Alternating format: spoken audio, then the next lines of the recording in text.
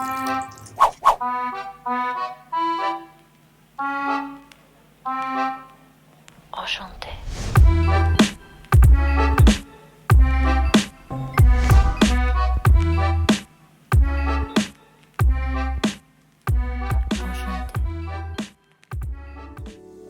Hey everyone, how's it going? My name is Tito and welcome to another episode of Retro Renew. Today I got a really easy mod to show you. All you're going to need for this is a Phillips screwdriver and that's it. No soldering, no trimming. This is a very simple drop-in mod. So this is the 8BitDo N30 DIY Mod Kit. This converts an original NES controller into a wireless Bluetooth one that you can connect to any PC, Mac, Android, or iOS device, and even the Nintendo Switch. In addition, if you pair it with the appropriate 8BitDo retro receiver, you can also use it on the original NES console and even the NES Mini. So this is a pretty versatile kit that really modernizes your original NES controller. Now these did come out a little while ago, but I do think this is still a pretty nifty mod, even for today. 8BitDo actually has several of these DIY kits. For example, they have one for the Super Nintendo, the Sega Genesis, and even go so far as the original non-DualShock PS1 controller, amongst several others. I'm certainly going to try more of these out in the near future. Anywho, if you enjoy learning about mods like this one, as well as some of the more sophisticated ones that I do on this channel for retro consoles, be sure to hit that like button and consider subscribing to the channel for more weekly mod videos, just like this one. Alright, so in this video, I'm going to start off by showing you what's included in the 8BitDo DIY kit. Then I'll demonstrate just how easy it is to install, discuss the key features of the mod, go over the pros and cons, and of course provide you with my overall thoughts.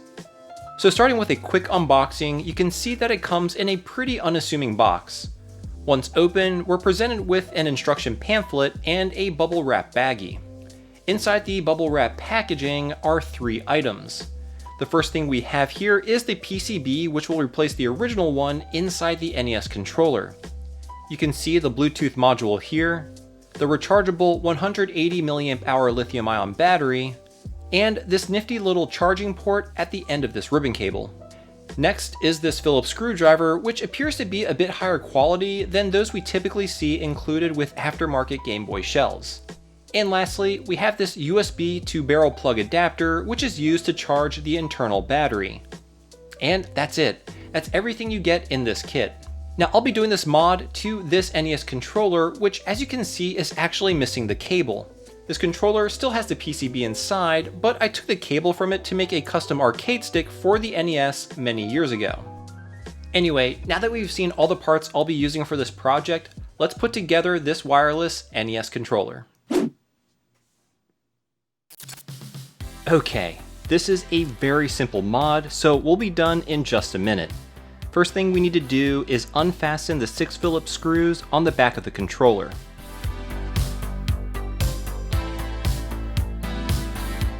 Once the back shell is off, remove the old PCB. Yours will most likely have a cable connected, but it should come out just as easily. Now grab your brand new 8BitDo wireless PCB and put it in just like you found the original.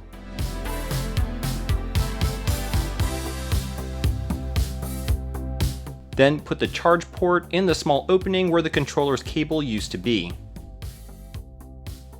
Once in, put the controller's rear cover back on, and then button it up with the 6 Phillips screws. Your NES controller now has wireless Bluetooth capability. It's as simple as that. So, as you can see, this is a very simple mod. This is a great project for someone who just got started modding or wants to get into the hobby. So now that we made this NES controller wireless, what can it do? Like I mentioned earlier in the video, this is a Bluetooth-based controller, so it can be used with a variety of devices. Of all the things I paired this controller to, I really enjoyed using it on my Nintendo Switch to play classic NES games. It worked absolutely flawlessly. But besides the Switch, this can connect to a PC, Mac, Android, and iOS devices, just to name a few. The LED on top serves multiple functions. For example, it tells you its pairing status as well as its charging progress. I think it's pretty ingenious how they utilize the small opening where the controller cable used to be. And lastly, as you can see here, the LED status indicator also serves as the charging port for the controller using the included USB to barrel plug adapter. So that's basically all the features, and now that we've gone over them, let's start to get into the pros and cons. Starting with the pros, I have to say I absolutely love the concept of these controller mod kits. The fact that you can use the original shell, buttons, and membranes makes the whole user experience seem more authentic and enjoyable. And best of all, it's completely reversible. If you ever wanted to convert the controller back to its original state, you can do so. Just make sure you store the original PCB in a safe location. That's actually part of the reason why this kit came with such a large anti-static bag. It's meant to store your old original controller PCB and cable. Additionally, the controller's compatibility is also quite good. As I mentioned previously, this can be used on many different devices. I found that using it on my Switch to be the most enjoyable, and is a great alternative to those newer wireless classic controllers that Nintendo used to sell, which are now quite expensive on eBay. Speaking of price, at about $20, this is a relatively inexpensive way to get some wireless NES controllers that are really good quality, which is something we have come to expect from 8BitDo products. Another pro is the ease of this mod. This is a great way for folks to get their start in retro video game modding. And the battery life is quite reasonable as well. According to the website, a full charge should get you around 7 hours of playtime. So all in all, this is a great way to upgrade our old tech. I really love the idea that this product from the 80s has been given a modern makeover.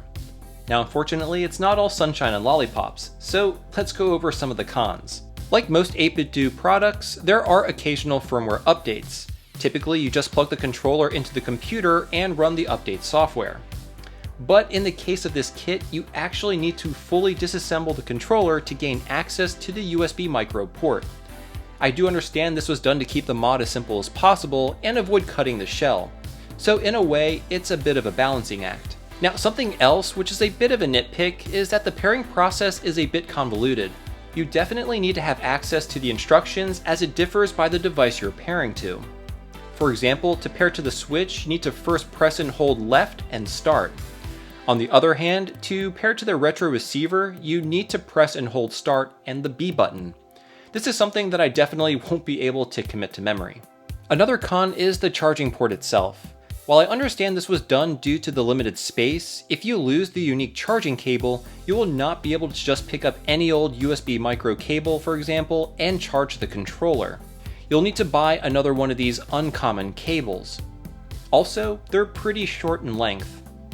So while there are a few cons for this kit, I do think overall it was worth it. I just love the idea that we're able to mod our old tech to have modern capabilities. It's sort of the coming together of the old and the new. So there you have it. The wireless NES controller mod kit from 8BitDo. A truly fantastic way to add wireless functionality to your original NES controller. As always, I'm curious about what you all think. Will any of you be getting one of these kits, and if so, for which console? Definitely let me know by leaving a comment down below. I hope you did enjoy this video. If you did, please give it a like and consider subscribing to the channel. You can find me on Facebook and Instagram at Macho Nacho Productions. I release content every Thursday, so be sure to turn on notifications. And as always, see you next time.